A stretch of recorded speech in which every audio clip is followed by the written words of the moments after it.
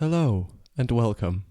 Today I'd like to talk about one of the things I am most passionately disappointed about, which is the ending of the cute Metroid-inspired cat game Gato Roboto, and more specifically what happens after you reach the credits.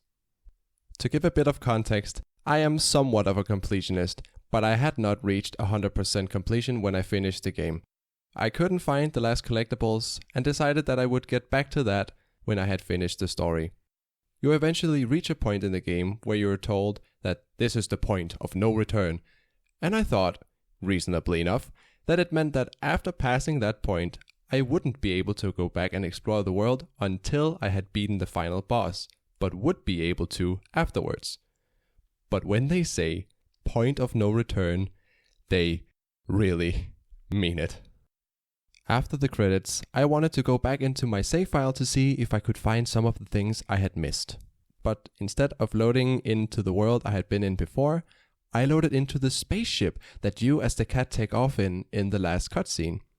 I was a bit confused, but I thought it was pretty neat that the game acknowledges the final events of the story. Then I discovered the funny thing about this spaceship. There is no getting out of it. You're stuck. You can roam around and talk to a mouse, but there is no exit. You can't go back and explore the world. Idiot. Why would you ever think that the game would load you at the last checkpoint before you got to the credits? Moron. Absolute buffoon. But yeah, that really disappointed me. It made me quite mad, to be honest, at the time. Also because I think the ending to the story was very unsatisfying, and I wanted to see if I could do something to get a better ending. This whole thing might not be a huge problem for everyone, of course, because not all care about 100%ing a game, and when the credits roll, they're done with it and have had their fun.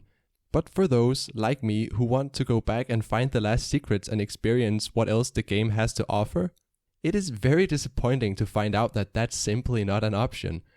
I could have prolonged the ending and searched for the last collectibles, but my patience was wearing thin, and I figured I could do that after experiencing the ending of the game.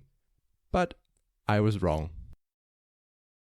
This way of ending my playthrough really soured my opinion on the game as a whole, which is really sad to me because I actually really liked the game and I had a lot of fun playing through it, and I would have loved to have completed it fully.